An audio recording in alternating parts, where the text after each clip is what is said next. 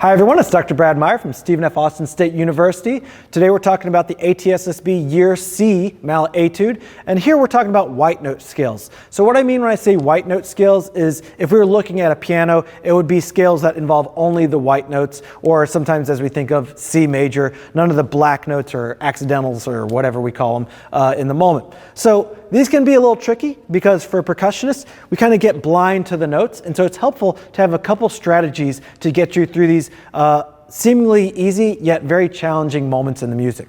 So if we look at measure 29, this starts a few bars of these white note scales, and so what I recommend obviously is practicing them slow, but giving yourself guideposts to kind of time off of or to look off of, because it's hard to see every note because they're all so close to each other and in order. So what this does is it gives you specific notes to look at. And so for me, I'm going to accent the quarter note, and that's going to be my guidepost that my eyes kind of look at instead of trying to just look at the entire scale going down. And that should look and sound like this if I accent those guideposts.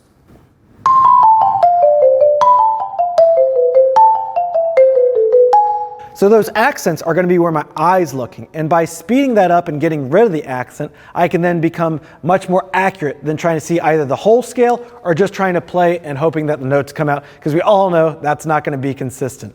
So I hope that tip helps when it comes to the guidepost. The next thing I can do is work on what I call white note scales. So this is just a fun little exercise that I created a long time ago, and it simply uses all the white notes and it just goes up one note at a time. And so we're going to play from one octave to the next, and then we're going to go up. So, and then we're going to fill in the notes in between, trying to make it as even as possible without any accents or any change in rhythm. So that's going to give us a 7-lit because it's 1, 2, 3, 4, 5, 6, 7, 1. 1, 2, 3, 4, 5, 6, 7, 1. And so that will sound like this with the metronome on.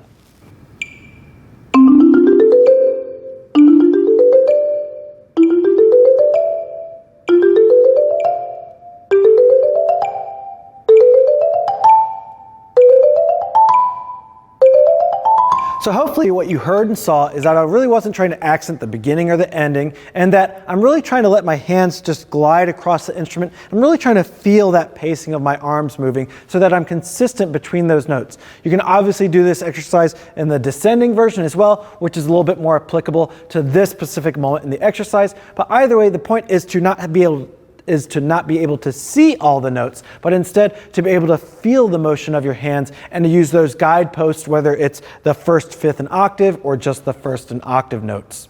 I hope that tip helps. Best of luck on your upcoming audition or performance.